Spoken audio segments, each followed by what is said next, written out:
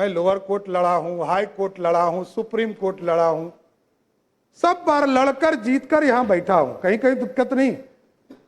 जो आदेश supreme court का होता है, न्यायालय का होता है, वही करता हूं। और डिग्री में आप भाई पीछे छूट गए। मैं तो यूजीसी हो या यूनिवर्सिटी का मान्यता हो, जब तक उसका प्रमाणित नहीं किया गया तब तक मैं एफिडेविट में अपना, और इसके लिए भी अब चर्चा होगी कि एफिडेविट हाफिडेविट आप कह रहे हैं। अरे भैया, ये बिहार के लोग अब ये बोल रहे हैं कि 3 बार आपका शब्द बदल गया। अरे भाई, मैं 6ठी बार मंत्री के दर्जे में हूं, मुख्यमंत्री हूं। 1999 में पहली बार मंत्री बना, 27 साल हो गए। जितने समय के बाद तो लोग राजनीति छोड़ देते हैं।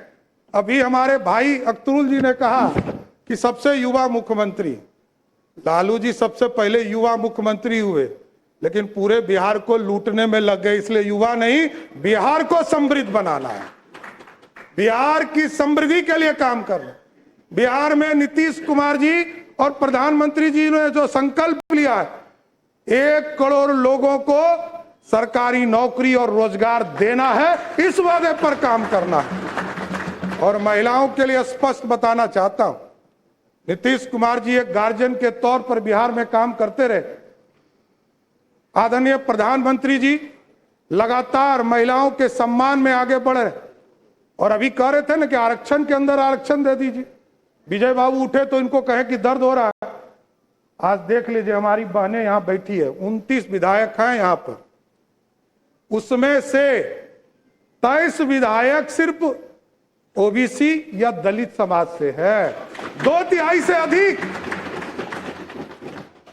जब आरक्षण होता, आज यदि संसद में बिल पारित हो गया होता, यहां 29 नहीं 122 विधायक जीतकर हमारी बहनें आएंगी। यह व्यवस्था चाहते हैं मोदी जी, और नीतीश कुमार जी ने तो इसके लिए किया।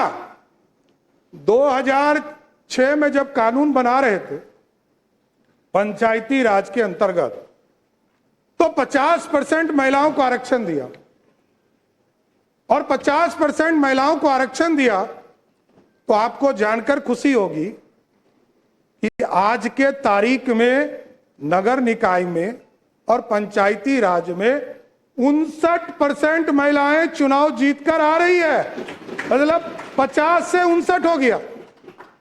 इसलिए महिलाओं का सम्मान करना पड़ेगा, और मैं तो गारंटी देता हूं कि स्पष्ट तौर पर बिहार की पुलिस काम करेगी, और महिलाओं के तरफ कोई भी गलत नजर उठाता है तो उसको पताल से भी निकालने का काम हमारी पुलिस करेगी साथी।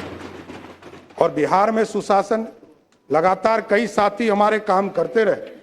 यहां पर राजस्व में आपने देखा कई चीजों को 2011 में से लगातार लोक सेवाओं का अधिकार कानून लागू किया गया। बिहार भूमि पोर्टल शुरू किया गया, ई मोटेशन की सुविधा शुरू की गई। उसके बाद दिलीप जायसवाल जी आए, उन्होंने इसको आगे बढ़ाया, ई प्रबंधन को। विजय सिन्हा जी आए, उन्होंने ई मापी की व्यवस्था कराया। राजस्व न्यायालय में ई कोर्ट की व्यवस्था कराया।